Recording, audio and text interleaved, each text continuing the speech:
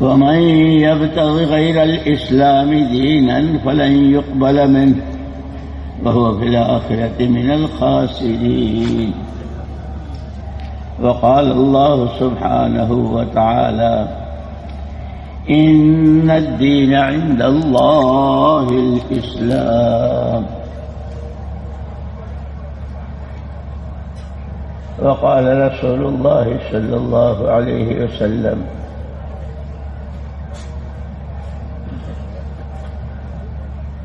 طوبى لمن جعله الله مفتاحا للخير ومغلاقا للشر.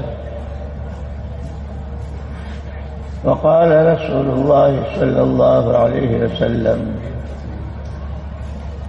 عليكم بسنتي وسنة الخلفاء الراشدين المهديين عضوا عليها بالنواجذ، أو كما قال عليه الصلاة والسلام. قابل احترام بھائیو دوستو، اللہ جل جلالہ عما والہ نے تمام مخلوقات میں انسان کو اشرف المخلوقات بنایا.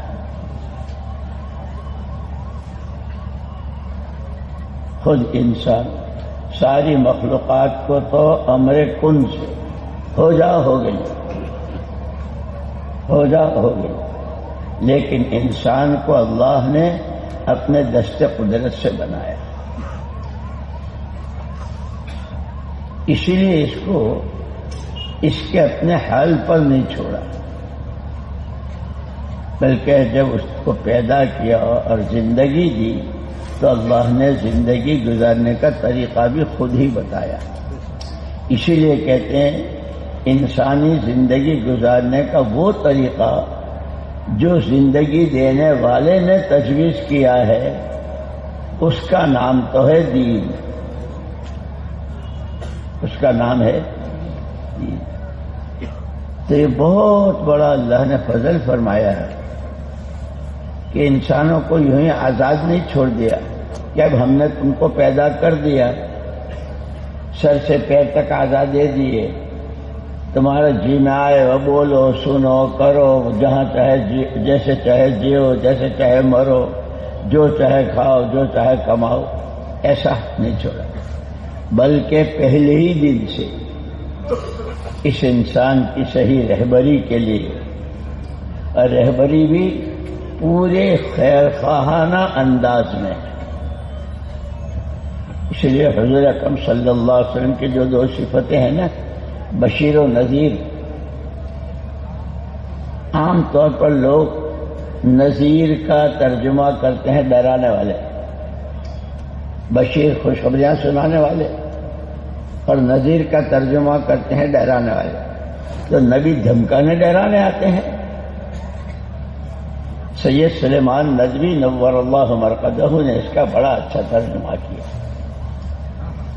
کہ نذیر انسانی راہ میں، انسان کی زندگی کے کسی شعبے میں، عقیدے میں، عبادت میں، اخلاق و عادات میں، پہننے اوڑھنے میں، رہنے سہنے میں، کھانے کمانے میں، بیماری تندرستی میں،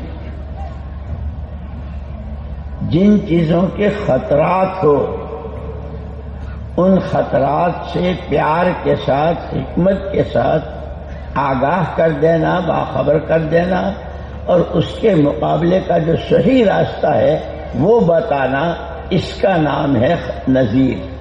اور اس کی مثال بھی حضرت نے، ایک آدمی آ رہا ہے سامنے سے، ایک آدمی ادھر سے جا رہا ہے. اس جانے والے کو اس آنے والے نے پوچھا کہ بھائی کہاں جا رہے ہو؟ جی میں خالہ جان کے یہاں جا رہا ہوں. ہاں بھائی، خالہ تو ماں کے برابر ہے، ان کا تو بڑا حق ہے، ضرور جانا چاہیے. لیکن سنو، جس راستے سے تم جا رہے ہو نا، ابھی میں وہیں سے آ رہا ہوں، وہاں ایک بہت بڑا حادثہ ہوا ہے، کتنی لاشیں تڑپ رہی ہے، خون بہہ رہا ہے، اور جو جاتا ہے سب سے پہلے پولیس والا اس کو پوچھتا ہے تم کون ہو، کہاں کے ہو، کیا کرتے ہو، اور تمہارے اسکوٹر کا نمبر اور گاڑی کا، اور اتنے سوالات کرتا ہے کہ کہیں پوچھ تاچھ میں تم خالہ کے گھر سے ہی نہ رہ جاؤ۔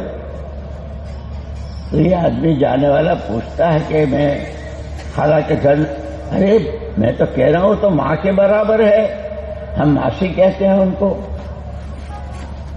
کہ پھر کیسے؟ کہ نہیں، یہ جو راستہ ہے اس میں جس راستے سے تم جا رہے ہو، چونکہ میں وہاں سے آیا ہوں، خطرات ہیں، راستہ بدل دو، یہاں سے نیچے اتر جاؤ اور محلے میں چلے جاؤ، پھر اس کے بعد سامنے ایک گلی آئے گی، دائیں طرف جب مڑو گے تو سامنے تمہیں تمہاری خالہ کا مکان نظر آئے گا، پہنچ جاؤ گے۔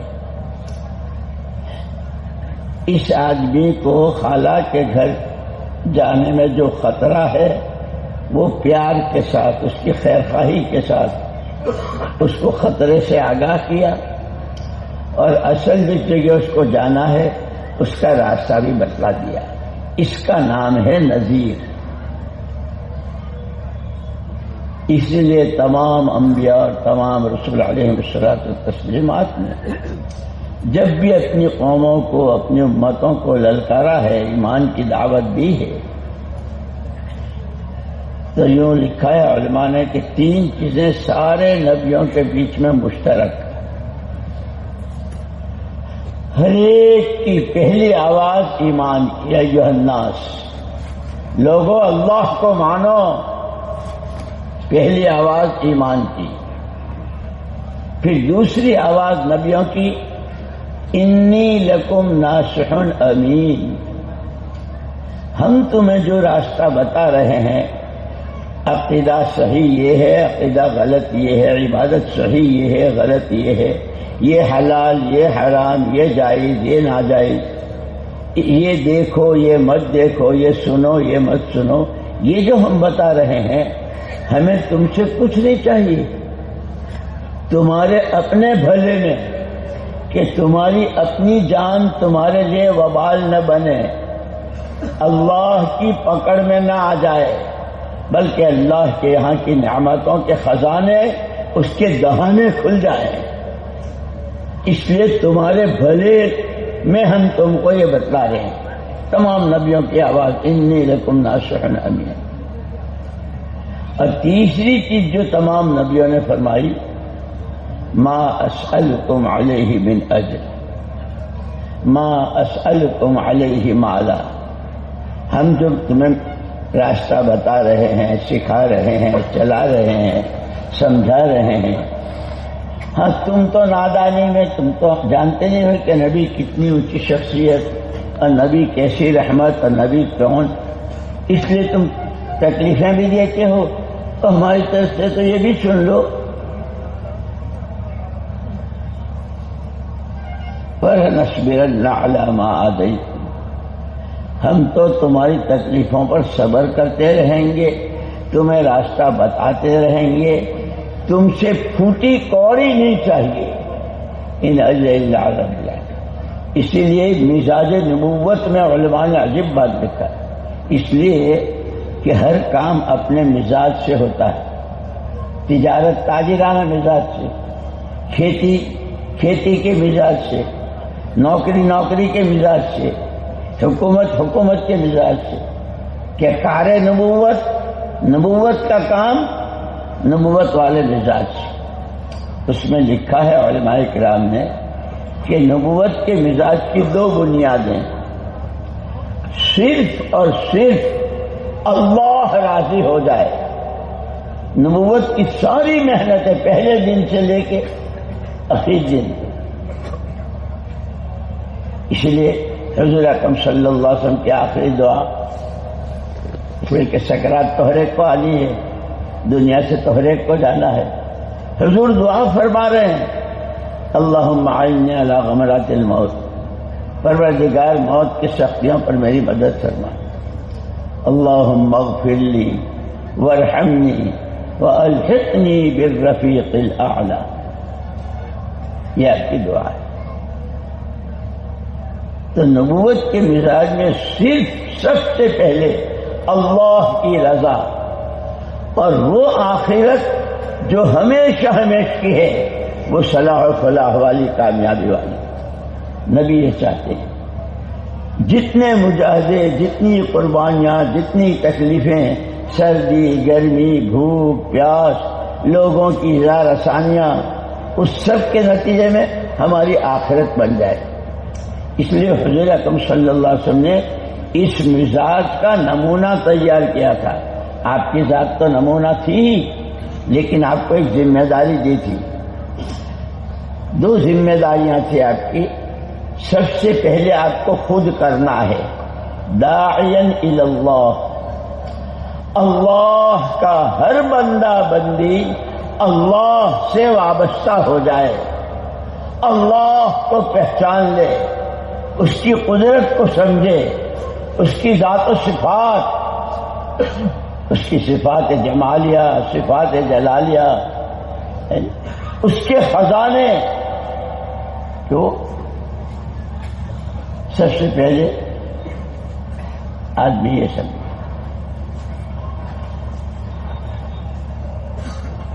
تو حضور اکرم صلی اللہ علیہ وسلم کو دو ذمہ داریاں دی۔ آپ کو ایک محنت کرنی ہے، ایک آواز لگانی ہے، دعوت دینی ہے کہ اللہ کے ہر بندے کا تعلق سیدھا اللہ کی ذات سے ہو جائے، وہ اللہ کو پہچان لے۔ ایک اور دوسری آپ کی ذمہ داری یہ ہے کہ چونکہ آپ کی حیات بابرکت اس دنیا کی تو بہت مختصر ہے، 40 سال کی عمر میں تو آپ کے سر پر نبوت کا تاج رکھا گیا، اور پھر محنت کے لیے جو قوم دی وہ کیسی دی؟ اسی لیے بار بار کہتے ہیں دعوت کو سمجھو، اس محنت کو سمجھنا ہے، اس کی طاقت، اس کے اثرات، اس کے نتائج۔ خالی یوں آنے جانے یا کھل لینے کا نام تبلیغ نہیں ہے، اس کو سمجھ کے کرنا ہے۔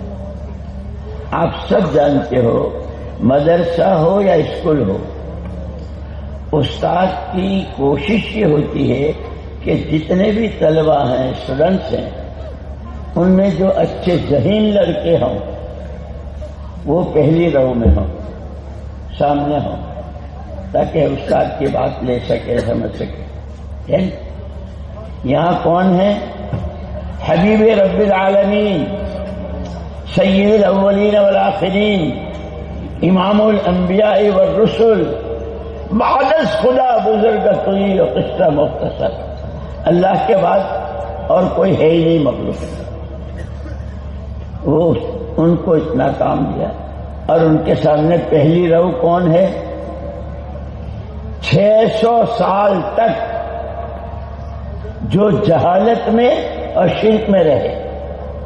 ہمارا آپ کا عقیدہ ہے کہ حضرت عیسیٰ ابن مریم علیہ الصلوۃ والتسلیم کو اللہ پاک نے زندہ آسمان کو اٹھا لیا۔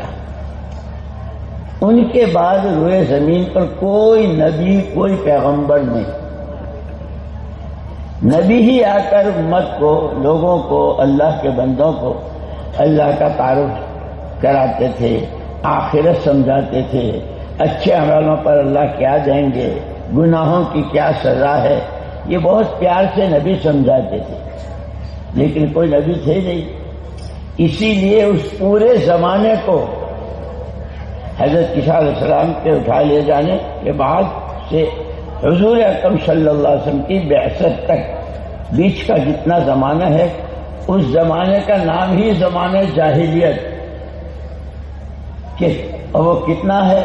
تقریباً 600 سال، 10 20 100 200 سال نہیں، 600 سال۔ انسان تو تھے، مشرق میں، مغرب میں، عرب میں، عجم میں، ہر جگہ انسان تھے، لیکن شرک میں ڈوبے ہوئے، اللہ ہی کو نہیں مانتے تھے، جانتے نہیں۔ اور جہالت، جنہوں نے تاریخ جاہلیت لکھی ہے، اس زمانے کی جو ہسٹری لکھی ہے، ان مورخین نے یہ لکھا کہ ان کی جہالت جس درجے پہنچ چکی تھی اس کے لیے ہمارے پاس الفاظ نہیں تھے کہ جس سے ہم کاغذ میں لکھ سکیں.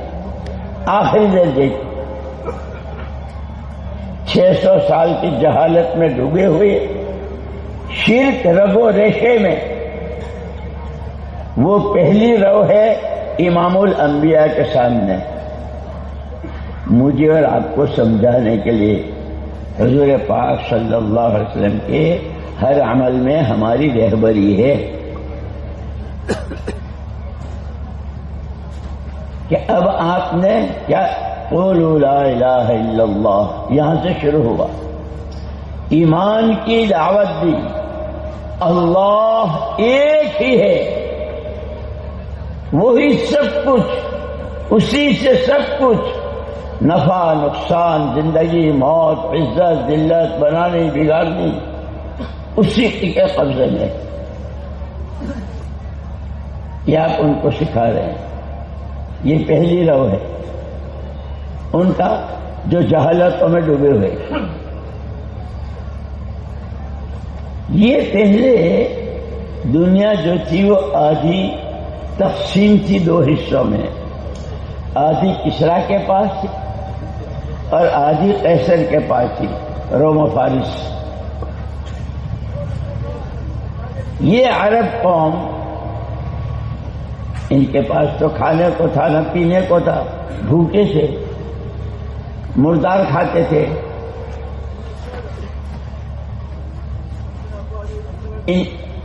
لالچ ہے نا، لالچ ہر آدمی میں ہوتا ہے، جیسے ہمارے تمہارے میں بھی ہے.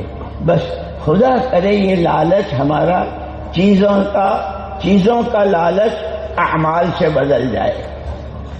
دنیا اور اس کی چکا چوند کا لالچ آخرت کے اعمال، آخرت کے انعامات سے بدل جائے.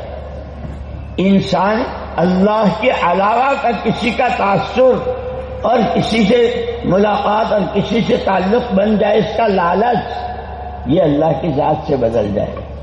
اس لیے مولانا الیاس صاحب رحمۃ اللہ علیہ فرماتے تھے ہماری پوری محنت کا خلاصہ، تاجر ہو، کاشتکار ہو، ڈاکٹر ہو، مولوی صاحب ہو، امام ہو، مفتی صاحب ہو، اسٹوڈنٹ ہو، پروفیسر ہو، وائس چانسلر ہو، کوئی بھی ہو، وزیر ہو، صدر ہو، مولانا الیاس صاحب رحمۃ اللہ علیہ فرماتے تھے ہماری یہ جو محنت ہے، اس محنت کا مقصود ہر فرد کے دل سے اللہ کے غیر کی عظمت اور بڑائی نکل جائے. بڑی ذات صرف اللہ کی. اسی لیے مسلمان کے گھر جب بچہ پیدا ہوتا ہے تو سب سے پہلے ایک کان میں اذان اور ایک کان میں، ارے بولو نا کچھ تو بولو یار، دوسرے کان میں کیا ہوتی ہے؟ موبائل. دوسرے کان میں اقامت ہے جی. اذان بھی اور اقامت بھی اس کے شروع کے 4 کلمے، اللہ اکبر اللہ اکبر اللہ اکبر، 4 مرتبہ. ساری کائنات 4 عناصر پر، آگ، ہوا، مٹی اور پانی، کائنات ساری ان 4 عناصر. اس بچے کو کان میں اذان کہہ کر کے یہ سمجھایا جا رہا ہے، ابھی بچہ ہے، ابھی ماں باپ کو بھی نہیں دیکھا، بولتا بھی نہیں. بیٹا جب آنکھ کھلے گی، جب بولنے لگے گا تو یہ 4 عناصر کی چیزیں نظر آئیں گی، بڑی بڑی چیزیں نظر آئیں گی. خبردار، تیرا پہلے دن کا پہلا سبق اور یہ زندگی بھر کا سبق اللہ اکبر، سب سے بڑی ذات اللہ کی. اور اسی سبق کو تجھے یاد کرنا ہے. جیسے حافظی بچوں کو سبق دیتے ہیں نا، سبق دیا جاؤ یاد کرو پھر سنوں گا. اب اگر بچہ یاد کرنے میں لگ گیا اور ادھر ادھر نہیں دیکھا کہ بھائی ابھی حافظی سنیں گے، تو وہ یاد کرتا. پھر تھوڑی دیر کے بعد حافظ جی بلاتے ہیں یہاں سبق سناؤ. تو چونکہ اس نے یاد کیا ہے حافظ جی بہت خوش. بھائی واہ بھائی واہ، جی خوش کر دیا، لے کیسبری دیتا ہے. اور اگر یہ سبق لے کر گیا اپنی جگہ اور ہیڈ فون لگایا تاکہ کوئی سن نہ لے، موبائل جیب میں اور headphone, sixer out out of boundary. یار اس کو تو بڑی وحی آ رہی ہے، اس لڑکے کو تو، اس کو تو وحی آ رہی. استاد نے تو کہا تھا سبق یاد کر، اور یہ وہاں بیٹھا بیٹھا انگلینڈ میں جو میچ ہو رہا ہے اس کی کامنٹری سن رہا ہے. اس کو تو سبق یاد نہیں ہوگا. استاد تو بلائیں گے تھوڑی دیر. جیسے اللہ کی طرف سے یہ پہلا سبق ہے، بلائیں گے اور سب سے پہلے پوچھیں گے تیرا رب کون. قبر میں پہلا سوال تیرا رب، تیرا دین، تیرے نبی. یہ جو سبق پڑھایا تھا اس کا کیا ہوا کہ استاد جو ہے جب سبق بچہ نہیں سناتا تو استاد ناراض ہوتے ہیں. پھر کیا کہتے ہیں؟ انگوٹھے پکڑ، کھڑا ہو جا، 30 مرتبہ اٹھک بیٹھک کر، آج ناشتہ بند، آج کی چھٹی بند. کیا ہوا؟ سبق یاد نہیں کیا. یہ اس وقت میں پوری دنیا پریشان ہے. تاجر بھی، کاشتکار بھی، مالدار بھی، غریب بھی، مرد بھی، عورتیں بھی، پڑھے لکھے بھی، ان پڑھ بھی، ہر ایک جس کے پاس بیٹھ جاؤ اور صرف اتنا پوچھ لو، ہاں بھائی کیا حال ہے، بس اتنا پوچھنا اس کا ٹیپ شروع ہو جاتا ہے. ارے یار وہ کیا بتاؤں، وہ گھر میں، اور وہ کیا نام ہے کہ وہ لوگوں کے پاس میرا کیا بتاؤں، کچھ پارٹیوں کو دینا ہے. اتنی فہرست گناتا ہے پریشانیوں کی کہ سننے والا بھی حیران رہ جاتا ہے نہیں؟ کیوں؟ سبق یاد نہیں کیا ہے.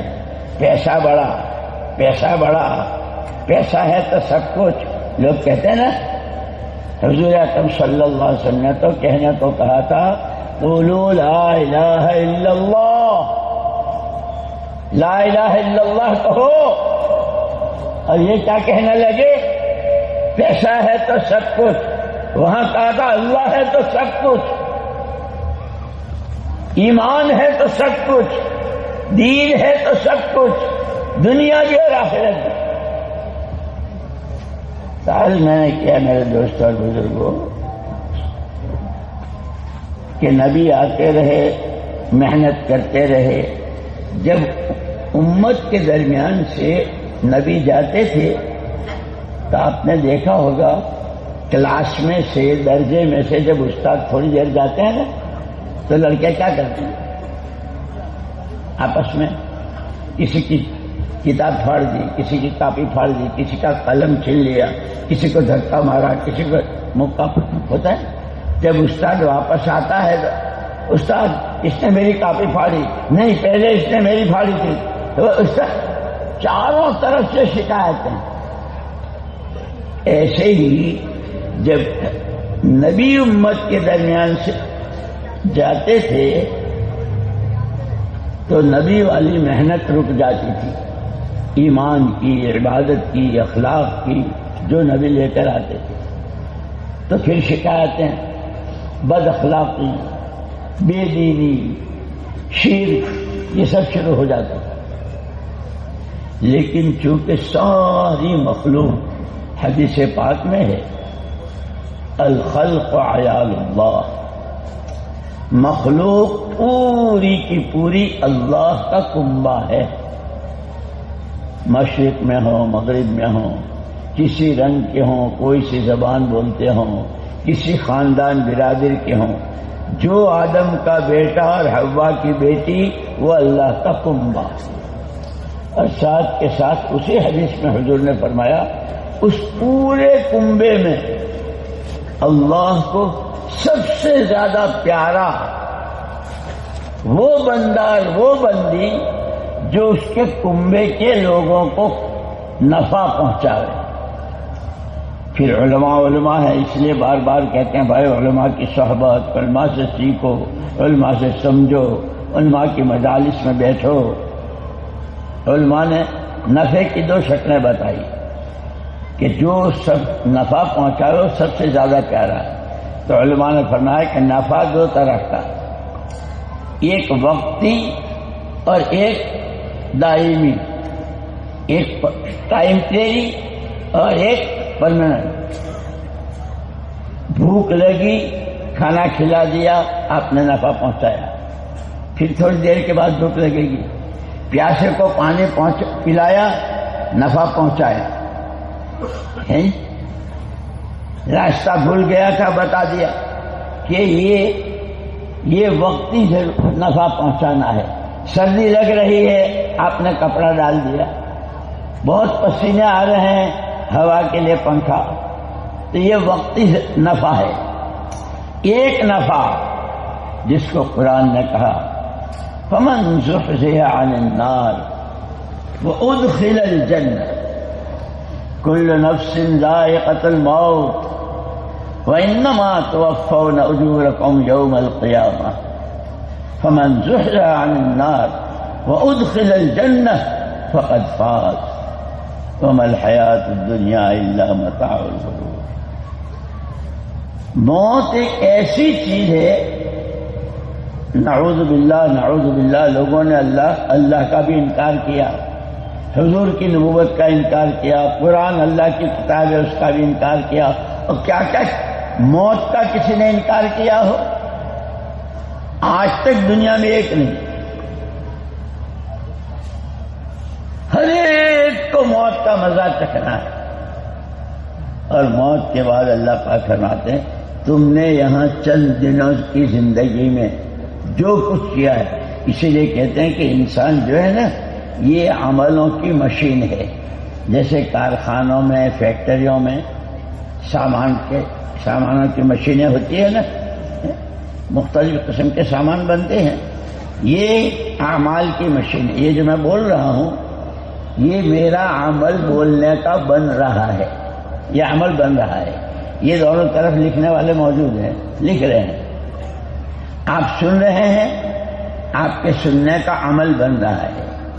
دیکھ رہے ہیں، دیکھنے کا عمل بن رہا ہے. یہ سارے عملوں کا مجموعہ وَإِنَّمَا تُوَفَّوْنَ أُجُورَكُمْ يَوْمَ الْقِيَامَةِ. ہر ایک کو موت کا مزہ چکھنا ہے اور ہر ایک کو اعمال کا بدلہ دیا جائے گا. اس دن جو فیصلے ہوں گے اللہ کے، وہ بڑے بنگلے میں رہتے تھے، چھوٹے مکان میں رہتے تھے، نوکری چھوٹی تھی یا بہت بڑی پوسٹ تھی، حکومت کے صدر اور وزیر تھے، یا کروڑ پتی تھے یا ارب پتی تھے، اس پر فیصلہ نہیں کریں گے، اعمال پر فیصلہ کریں گے. اگر اچھے اعمال لے کر گئے ہیں تو اس کا بدلہ جنت، گناہ اور شرک اور کفر لے کر گئے ہیں تو اس کا بدلہ جہنم. کہ وہ جو جنت میں داخل کر دیا گیا، جہنم سے بچا دیا گیا، وہ کامیاب ہو گیا. اسی لیے مولانا یوسف صاحب رحمۃ اللہ علیہ عجیب بات فرماتے کہ بھائی دوستو، یہ جو ہماری جماعتیں جاتی ہیں نا، آپ کے یہاں بھی جماعتیں ہوں گی، تشکیلیں ہیں، جماعتیں بہت پھر رہی. مولانا یوسف صاحب رحمۃ اللہ علیہ فرماتے تھے کہ صرف آنے جانے کا نام تبلیغ نہیں ہے. اس آنے جانے میں، جماعتوں میں نکلنے میں ہماری سوچ بدل جائے. لوگوں نے پوچھا حضرت کیا سوچ بدل جائے؟ کہ ہماری سوچ محمد الرسول اللہ صلی اللہ علیہ وسلم والی سوچ بن جائے. کہ آپ کی کیا سوچ تھی؟ تو آپ ہمیشہ فکر میں ڈوبے رہتے تھے، ہمیشہ فکر میں ڈوبے رہتے تھے. دائمۃ الفکر کہ ہر بندہ بندی اللہ کے ہیں، اللہ نے ان کو بنایا ہے، جان اللہ کی دی ہوئی، مال اللہ کا دیا ہوا، سمجھ بوجھ، عقل، صلاحیت اللہ کی دی ہوئی، کہ ان کی یہ تینوں طاقتیں ایسی استعمال ہو کہ جس سے اللہ راضی ہو جائے، دنیا میں ان کے لیے برکتیں، رحمتیں، مددیں ہوں، دعاؤں میں قبولیت ہو، اور مرتے ہی سیدھے جنت میں، ہر ایک جہنم سے بچ جائے، اس کے لیے حضور پاک صلی اللہ علیہ وسلم فکر مند رہتے۔ ہمیں یہ جو ہماری خالی آنا جانا نہیں، چلا اور 4 مہینہ اور تھوڑا، اتنا نہیں، اللہ سے مانگنا ہے، اے اللہ حضور پاک صلی اللہ علیہ وسلم والے فکر میں سے فکر نصیب فرما، آپ کے غم میں سے غم، آپ کے آنسوں میں سے آنسو، آپ کی آہوں میں سے آہیں، یہ اللہ سے وہ رات کا آخری حصہ ہوتا ہے نا، تہجد کا وقت، ہے کوئی مانگنے والا، ہے کوئی توبہ کرنے والا، ہے کوئی اللہ کی طرف سے، کہ اس وقت میں مانگنے والے، اے اللہ نبی کے کام کے لیے مجھے قبول فرما لے، نبی والی آہوں کے ساتھ، نبی والے درد کے ساتھ، کہ نبی والے مزاج کے ساتھ، کہ جیسے ان کا مزاج صرف تجھے راضی کرنا اور آخرت بنانا۔ اس پر میں کہہ رہا تھا کہ حضور اکرم صلی اللہ علیہ وسلم کو 2 ذمہ داریاں دی، آپ کو خود کو یہ کام کرنا ہے، اور اپنی حیات بابرکت میں ایک مجموعہ آپ کو تیار کر کے جانا ہے۔ جیسے مسجد وال جماعتوں سے کہتے ہیں نا، بھائی شروع میں تو مسجد وال کی جماعت میں 8 آدمی ہے، 7 آدمی ہے، 3 آدمی ہے، ان سے کہتے ہیں کہ بھئی جتنے نمازی مسجد میں آتے ہیں وہ سارے اس محنت میں، تعلیم میں بھی، مشورے میں بھی، دن 5 کاموں میں ہے نہیں۔ تو حضور کو دوسری ذمہ داری یہ دی تھی کہ آپ اپنی حیات بابرکت میں ایک پورا مجموعہ، مرد، عورتیں، بچے، مالدار ہوں، غریب ہوں، جیسے بھی ہوں، پورا ایک مجموعہ آپ کو ایسا تیار کرنا ہے محنت کر کے کہ جن کا اندر محل، جسم اور روح، عقیدہ، عبادت، اللہ کی ذات کے ساتھ کا تعلق، اللہ کی مخلوق پر پیار اور ہمدردی اور ہر ایک کا بھلا چاہنا، وہ ایک پورا مجمع آپ کے رنگ میں رنگ جائے، آپ کے سانچے میں ڈھل جائے، یہ آپ کی ذمہ داری۔ قربان جائیں حضور پاک صلی اللہ علیہ وسلم کے 23 سال تک یہ محنت، 13 سال تو مکے والوں نے کرنے نہیں دی، پھر ہجرت ہوئی تو ہجرت میں بھی چین سے رہنے نہیں دیا، آپ کے کھانے میں زہر بھی ملایا، آپ کے اوپر سحر اور جادو بھی کیا، آپ کے قتل کی اسکیمیں بھی، اور لوگوں کو بھیجا بھی، اور کیا کیا ہوا، لیکن آپ کو اپنا کام کیوں؟ کہ وہ جو صاحبزادی رو رہی تھی، حضرت فاطمہ رضی اللہ تعالیٰ عنہا، ایک دن رو رہی تھی، بیٹا کیوں رو رہی ہو؟ ابا جان آپ اللہ کے پیارے، آپ اللہ کے رسول، یہ کسریٰ قیصر دشمن اللہ رسول، یہ تو ریشم کے نرم گدوں پر اور آپ چٹائی پر رات کے جسم پر۔ حضور پاک صلی اللہ علیہ وسلم فرمایا بیٹی رو مت، تمہارا باپ وہ دین لے کر آیا ہے کہ کوئی کچا نہ پکا، کوئی گھر نہیں بچے گا مگر اس میں کلمہ داخل ہوگا، بے عز عزیز و ذل ذلیل۔ اسی لیے جب آپ طائف سے تشریف لائے، اب طائف والوں نے آپ کے ساتھ جو کچھ کیا، خون خون ہو گیا، اور بچوں کو پیچھے لگا دیا، بچوں کو پیچھے لگا دیا، اور کوئی ٹھکانا ایک باغ میں آپ ٹھہرے، یعنی وہاں جبریل آئے تھے، آپ فرمائیں تو اس پوری بستی کو یعنی طائف کو چکی کے جیسے 2 پارٹ ہوتے ہیں، اور اس میں دانے پیسے جاتے ہیں، اس بستی کو ان کے تمام مردوں عورتوں بچوں کے ساتھ آٹے کی طرح پیس دیں، لیکن قربان جائیں یا رب صلی وسلم دائما ابدا علی حبیبک خیر الخلق کلہم۔ مجھے اللہ نے رحمت بنا کر بھیجا ہے، مجھے میرے اللہ سے بڑی امیدیں ہیں، آج نہیں تو کل، کل نہیں تو پرسوں، یہ نہیں تو ان کے بیٹے نہیں تو پوتے آئیں گے پر آئیں گے۔ اور اللہ نے تھوڑے دنوں میں دکھا بھی دیا۔ کبھی کبھی ایسا اللہ کرتے ہیں۔ حضرت مغیرہ بن شعبہ رضی اللہ تعالیٰ عنہ مدینہ منورہ سے اپنے اونٹ بکریاں بھیڑ چرا رہے تھے، بڑے درجے کے صحابی تھے۔ انہوں نے دیکھا دور سے وہ غبار اٹھ رہا ہے، بہت غبار جب بیٹھ گیا تو کچھ چہرے نظر آئے، ارے تو یہ بھول گئے اپنے اونٹ بکریاں بھیڑوں کو اور سیدھے بھاگے ہوئے آئے۔ یہ صحابہ کی سیرت کا ہر واقعہ میری اور آپ کی اگر اس کام کو کرنا ہے اور اس کے نتیجے میں عالمی ہدایت کو دیکھنا ہے، اللہ کو راضی کرنا ہے، تو صحابہ کے واقعات رہبری ہے۔ یہ نہیں کہ اب ہوں گے کوئی، میرے تو اونٹ ہیں، میری بکریاں، یہ کہیں نہ بھاگ جائے، ایسا نہیں۔ ہم کہتے ہیں نا گشت ہو جائے گا، میرے تو دکان کا وقت ہے، میرا تو اس کا وقت۔ ہم نے ابھی اس محنت کو سمجھا نہیں ہے، ابھی اس کو اہمیت نہیں دی ہے، اس کے تقاضوں پر گشت کوئی کر لے گا، تعلیم میں کچھ بیٹھ جائیں گے، ابھی تو ہم اس طرح چل رہے ہیں۔ حضرت مغیرہ بن شعبہ رضی اللہ عنہ بھول گئے سب اور بھاگے ہوئے آئے۔ من القوم، تم لوگ کون ہو؟ نحن اہل طائف، انہوں نے کہا کہ ہم طائف والے ہیں۔ طائف والے؟ تو طائف میں تو قبیلے بہت سارے ہیں، تم کون سے قبیلے کے ہو؟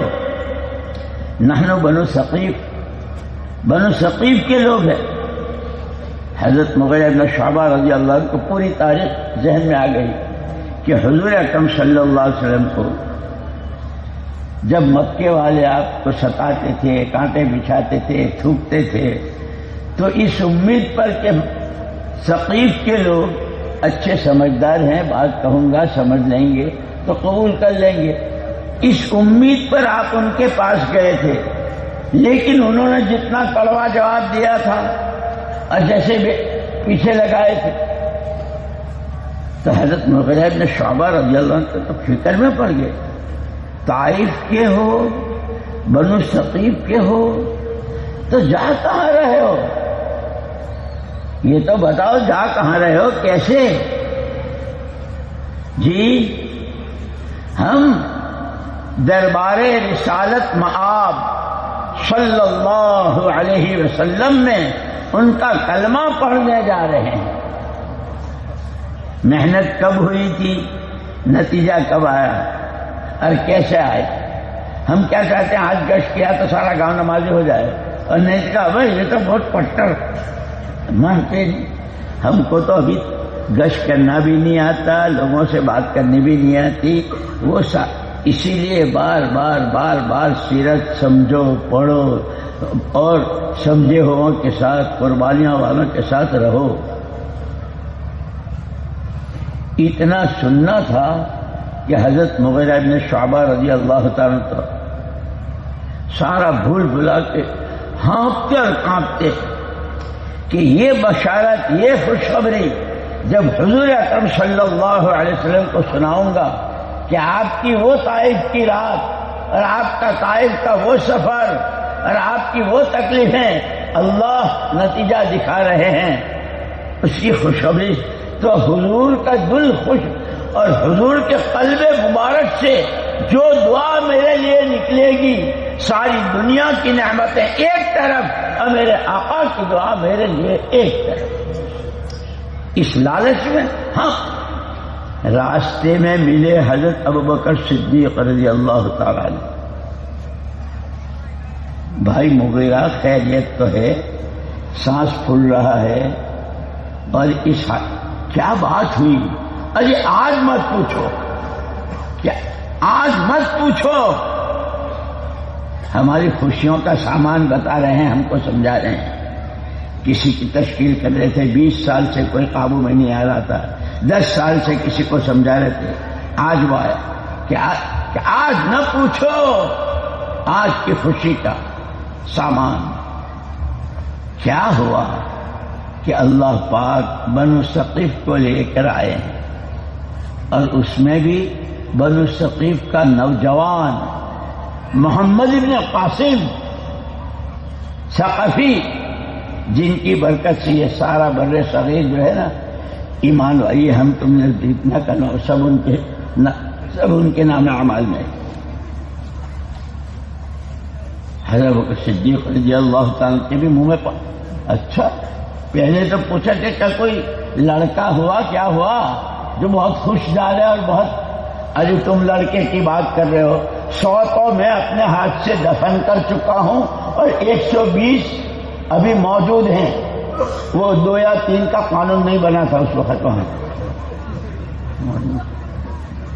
2 یا 3 10 2 یا 3 10 کتنے ہوئے 220 کہ پھر کہ حضور پاک صلی اللہ علیہ وسلم کا خوشخبری سنانے جا رہا ہوں. صدیق اکبر رضی اللہ تعالیٰ نے فرمایا بھائی مغیرہ تمہیں تو معلوم ہے پہلے دن سے جب بھی جو بھی تقاضا آیا حضور کی طرف سے ہر تقاضے پر سب سے پہلے میں،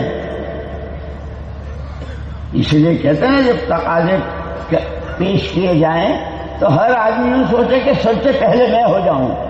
یہ صحابہ کی سیرت ہم کو راستہ دکھا رہی ہے کہ اگر بننا ہے خدا کا پیارا بننا ہے، آخرت بنانی ہے، نبی کی آنکھوں کا تارا بننا ہے، نبی کے سائے میں اٹھنے کے قابل بننا ہے، تو پہل بھائی ہر چیز میں، ہر تقاضے پر میں پہلا. مجھے موقع دے دے کہ میں جا کر کہ اب یہ اتنا بڑا روٹی کھانا یا کپڑا پہننا تو آدمی سمجھ چلو تم نے کھا لیا میں نے کھا لیا، تم نے پہن لیا میں. مسئلہ بہت بڑی دعا کا تھا. حضور پاک صلی اللہ علیہ وسلم کے قلب اطہر کی خوشی، اس سے بڑی کوئی خوشی ہی نہیں دنیا میں. لیکن صحابہ میں ایک دوسرے کا احترام. آپ بڑے ہیں کیونکہ پوری امت میں سب سے بڑے وہی تھے. آپ بڑے، بہت اچھا جی آپ تشریف لے جائیں. یہ ہم کو سکھا رہے ہیں چھوٹے بڑوں کا اکرام کریں، نئے پرانوں کا اکرام کریں، عوام خواص کا اکرام کریں. تو اس سے دل جڑتے ہیں. اور ہر ایک سمے میں بھی تو کچھ ہوں، میں بھی تو کچھ ہوں، کہا پھر تم کچھ بھی نہیں. آنے والی جماعتوں کا استقبال، ان کو دیکھ کر خوش ہونا، ان کی صلاحیتوں کو معلوم کر کے ان کو ٹھکانے لگانا، یہ سارا ہمارا کام ہے. تو میں نے عرض کیا کہ اللہ پاک نے انسان کو اپنی قدرت سے بنایا اور اس کو اس کے حال پر نہیں چھوڑا. اس کی زندگی کا ہر سانس قیمتی بنے. اب جیسے ہم بیٹھے ہیں نا، کوئی بول نہیں رہا ہے لیکن سانس سب کے چلے نا. ان سانسوں میں بڑے بڑے سودے آخرت کے، اللہ کی رضا کے، نبی کی آنکھوں کی ٹھنڈا ہونے کے، اللہ کی مخلوق پر ترس کھانے کے. اسی لیے فرمایا کہ بہت قابل مبارکباد ہے اللہ کا وہ بندہ جس کی جان، جس کا مال اس طرح استعمال ہو کہ وہ خیر کی کنجی بنے. جیسے ہم بعض بزرگوں کو دیکھتے ہیں وہ بالکل خاموش، اللہ خاموش، لیکن وہ اللہ میں گم ہے، ان کو دیکھ کر ہمارے دل نرم ہو جاتے ہیں۔ یہ تو گزرے ہوئے ہیں، اور یہ تو مادہ نر جو بھی اندھیرا اجالا، گلی محلہ گھر چھت جو بھی جل کہ جانور کے لیے کوئی شریعت نہیں، اس کے لیے حلال حرام نہیں، اس کے لیے قبر کا سوال نہیں، اس کے لیے جنت جہنم کا فیصلہ نہیں، مٹی ہے مٹی ہو جائے۔ اسی لیے بتلا علماء کرام، اللہ جزائے خیر علماء کرام، کہ بھئی یہ زندگی تو اللہ نے دی ہے، تو زندگی تو جانوروں کے پاس بھی ہے، بندروں کے پاس، کتوں کے پاس، بلیوں کے پاس، شیروں کے پاس، بھیڑیوں کے پاس، ناگ اور اژدہوں کے پاس، سب کے پاس زندگی۔ یہ جو رات آج ہوئی، جو غروب ہوا تو بھیڑیوں کا بھی غروب ہوا، بھیڑیوں کی بھی رات ہوئی نہیں، چوہوں کی بھی رات ہوئی نہیں، سب کی بھی۔ اللہ جزائے خیر علماء کرام، یہ زندگی جہاں تک گزارنا ہے، دن رات ہفتے مہینے سال، یہ سارا مل کر زندگی، کہ یہ گزرنے میں تو انسان اور جانور دونوں برابر ہیں۔ راتیں ان کے یہاں بھی، راتیں ان کے یہاں، ہمارے یہاں بھی، دن بھی، گھنٹے گھڑیاں سال، موت اور زندگی، یہ ان کے یہاں بھی ہمارے یہاں۔ کہ پھر انسانی زندگی کا کمال کیا ہے، اس کی خصوصیت کیا ہے، کہ وہ بتایا کہ زندگی گزار کرنے جانا ہے، جانا تو ضرور ہے، جانا تو ہر ایک کو ہے، لیکن ایک ہے زندگی گزار کر جانا، ایک ہے زندگی بنا کر جانا۔ جب زندگی کیسے بنے گی، کیسے بنتی ہے، یعنی اٹلی سے منگواؤں یا فرانس سے، دبئی سے یا کویت سے، یہ جوتا وہاں کا ہے، یہ سوٹ وہاں کا ہے، یہ گاڑی وہاں کی ہے، بن جاؤں گا۔ ایک مرتبہ میں